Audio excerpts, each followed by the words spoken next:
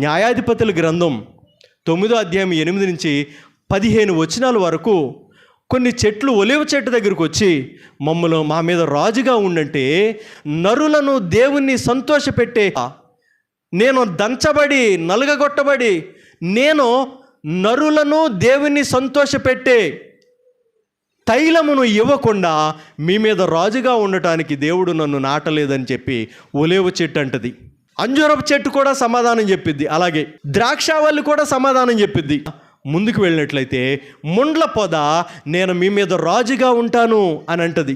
2024లో ఎవరు గెలుస్తారు అది కూడా చూసి, ఇప్పుడు రేపు జూన్ 4వ తారీఖు ఎవరు గెలుస్తారు అది కూడా వాక్యం ద్వారా చూసి మన వాక్యాన్ని ముగించుకుందాం.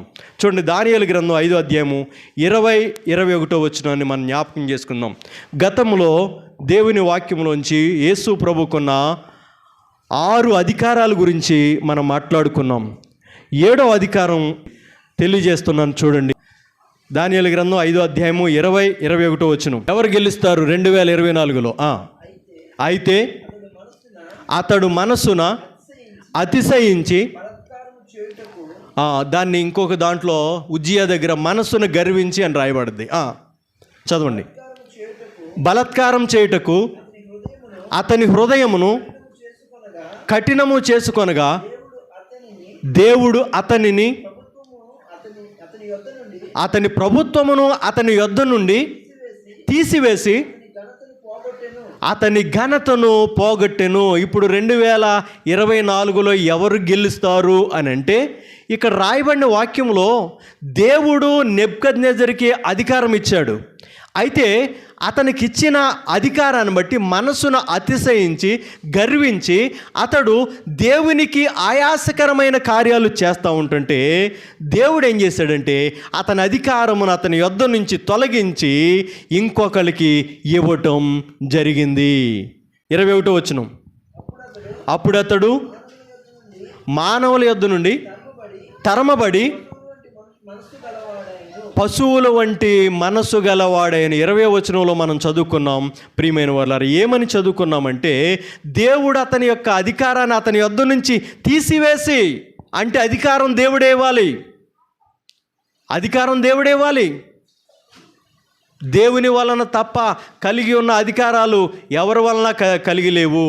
రోమియోలకు రాసిన పత్రిక 13:1 ప్రకారం 13:1 ప్రకారం.